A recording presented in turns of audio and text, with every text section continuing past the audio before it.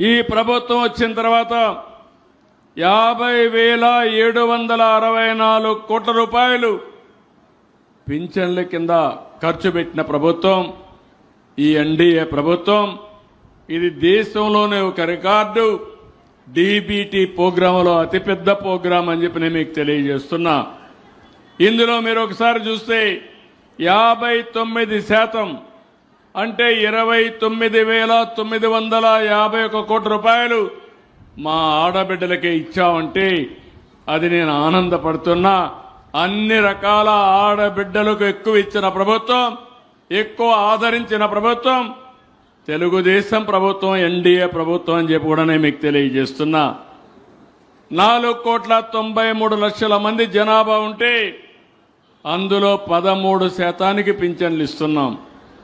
63,35,147 మందికి నెలకు 2,745 కోట్లు ఇస్తున్నాం. నేను అడుగుతున్నా, ఎప్పుడైనా జీవితంలో మీరు చూశారా, ఆలోచించారా ఇంత పెద్ద ఎత్తున సహాయం జరుగుతుందని మిమ్మల్ని అడుగుతున్నాను.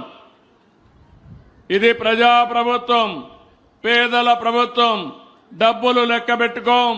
పేదల సమక్షమే పరమావధిగా మీకు న్యాయం చేస్తానని మరొక్కసారి మీ అందరికీ హామీ ఇస్తున్నాను. ఈ సత్యసాయి జిల్లాలో 116 కోట్లు ఖర్చు పెడుతున్నాం.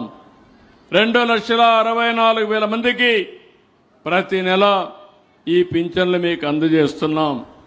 ఒక కదిరి సత్యప్రసాద్ గారు, కదిరికుంట ప్రసాద్ గారు ఉండే ఈ నియోజకవర్గంలో 43,000 మందికి 19 కోట్ల రూపాయలు, తలుపల మండలంలో 6,777 మందికి 3,05,00,000 రూపాయలు, పెద్దన్నవారిపల్లిలో 756 మందికి 33 లక్షలు ప్రతి నెల ఇచ్చే ప్రభుత్వం ఈ ఎన్డీఏ ప్రభుత్వం అని చెప్పి కూడా నేను మీకు తెలియజేస్తున్నా.